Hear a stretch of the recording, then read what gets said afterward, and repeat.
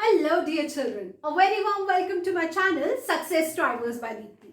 In my today's video, we are going to begin with the course of Certificate in Guidance. I have already given you an introduction about this course which is given to us by IGNOU. So in case that you are interested to do this course, you can have a look at my previous video. So children, we are going to begin here with the course of Certificate in Guidance, and the first subject here is NES101, which stands for Understanding Elementary School Children.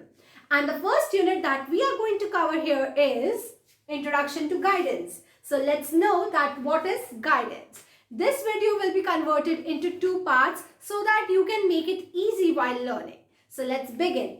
Introduction to Guidance. So children, let us know that what is guidance. In the very basic term, according to the Oxford Dictionary, guidance is basically the help or the advices that we get from our elders, peers, neighborhoods, or etc. So basically, what is guidance? Guidance is the help provided to us in case we need it. So guidance tells us about the assistance. In case you are needing any kind of assistance, we can go to our parents. Let's take a very simple example.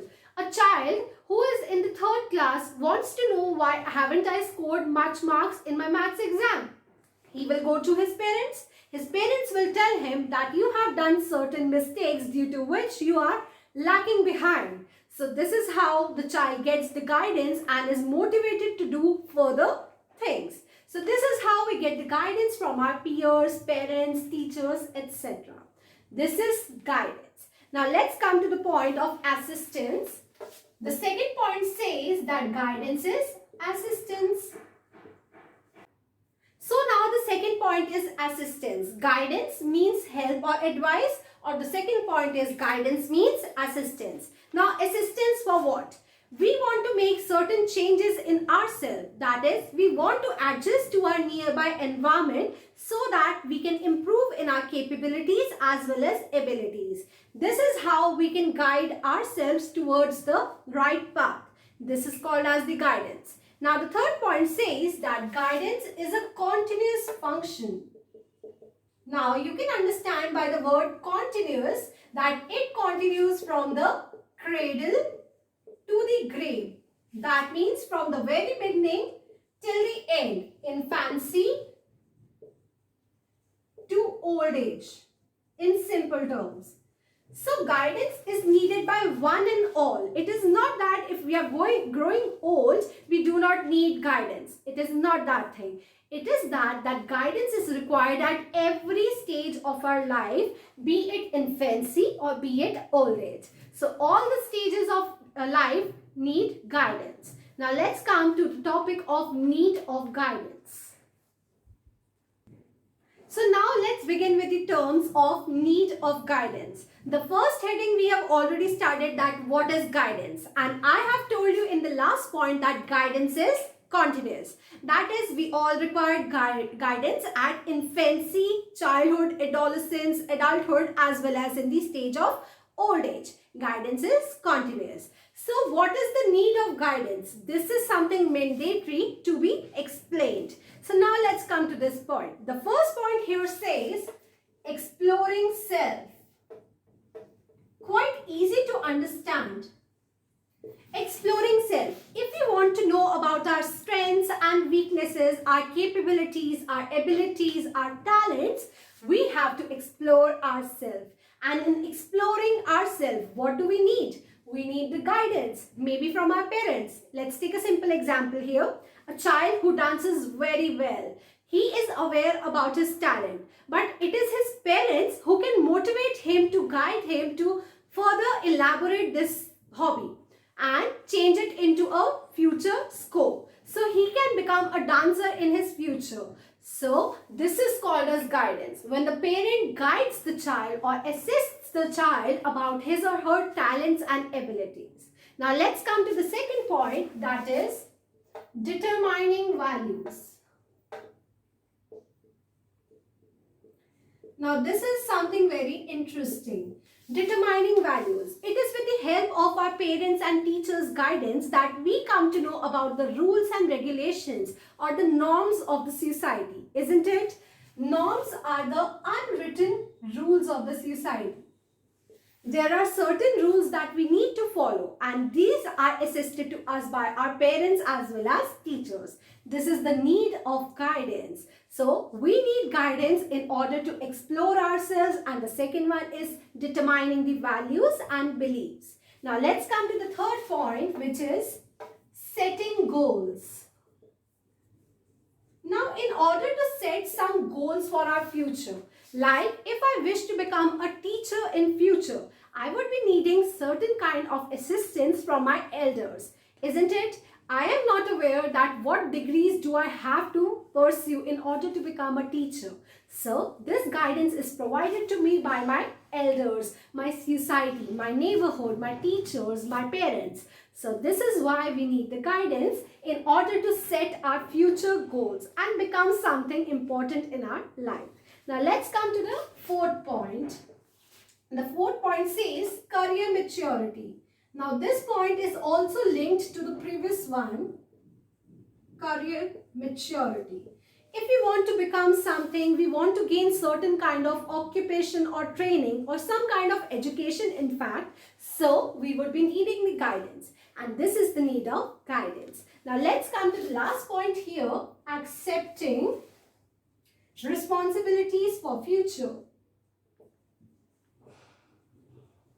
Accepting responsibilities for future. So now, in order to accept certain kind of responsibilities, as said by Havighurst, that he has elaborated some things that we have to pursue in our life. So these developmental tasks are important to be known to us, and this is again guided to us by our elders. So our parents will tell us that in order to form our identity in the stage of adolescence, what do we need to do? We need to focus. We need to concentrate on certain things. Instead of looking at all the other things, looking at all the divergent things, we need to be very convergent and focused towards our studies. So this is something which we are guided to us by our teachers and parents. This was all about the needs of guidance. The needs of guidance are linked to the aims and objectives of guidance. Now let's come to the third topic. So the third topic here is guidance services in schools, and this is the last topic for today video. So the guidance services are provided to us in the schools as well. In fact, in certain schools, the schools carry out some kind of guidance program every year for the children. Now what is this all about and what services are provided to us in the school for the children's guidance? So let's study about this. The 7 services are listed here. The first one is orientation, second is pupil inventory, third is information, fourth one is counseling, fifth is placements, sixth is follow-up, and the seventh one is evaluation. So these are the names particularly. Now let us know about them. The first services here are about the orientation services. The orientation services by the school tell us that the child is familiarized about the school. So now what comes in familiarization? So familiarization is basically that we are telling the children about the school's regulations, rules that the child has to follow, some kind of curricular activities that are going to be a part of his curriculum or the extracurricular activities. So all this, that means bridging the gap between the school and home, is called as the orientation services. So we are informing the child about the school in general in orientation services. Now let's come to the second services, that is the pupil inventory. Now pupil inventory, it's very clear by the name itself. Pupil here means the student. So here we are trying to know about the student. The teachers collect the information from the pupils or the students. Now this information is recorded in the form of anecdotal records or in the form of cumulative records, and these are often maintained by all the schools in order to know more about the child's history. So this is all about the pupil inventory services. Now let's come to the third one, that is the information services. It helps the children to understand the options for education, training and occupation. Now, when the child is well adjusted within the school, we want him to know more about his education. Let's take a simple example. When I was in the school time, there was a period for all of us that is called as the work education period, work X in short. So now within this period, what we used to do is we used to choose our hobbies or something that attracts us. Like I used to choose art and craft classes. So this is how we can excel in that thing. And this is the information services that help us to know about the further scope and education.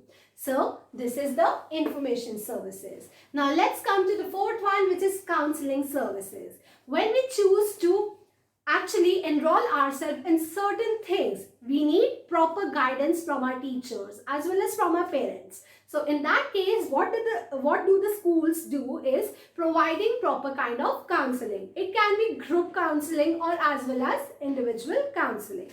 This was all about the counseling services. Now let's jump to the next one, which is the placement services. It helps the children to take up further education after the elementary school or take up a job or course for study. When the children come in further classes, maybe 9th, 10th or 11th, 12th, the children want to opt for something very huge, something very scopic. So in that case, we have the placement services within which the teachers guide the children about certain kind of courses. Just like I am guiding you about the IGNOU course certificate in guidance. This is called as the placement services. Now that the school children have left the school, they are in 11th and 12th, they have left the school. After that, we are going to provide them with the services called as the follow-up services. That is, when the children are going to leave the school, it's not that we are not going to guide them because they are not within the school now. No, it is not the case. In that case, we are going to follow them up. That is, we are going to guide them for further education. So this is all about the follow-up services. That is, guiding them about everything in the future that can happen. So this is the follow-up services. Now let's come to the last one, which is the evaluation services. Now evaluation means to assess something. Now assessing what? Assessing that how did the guidance program help the children.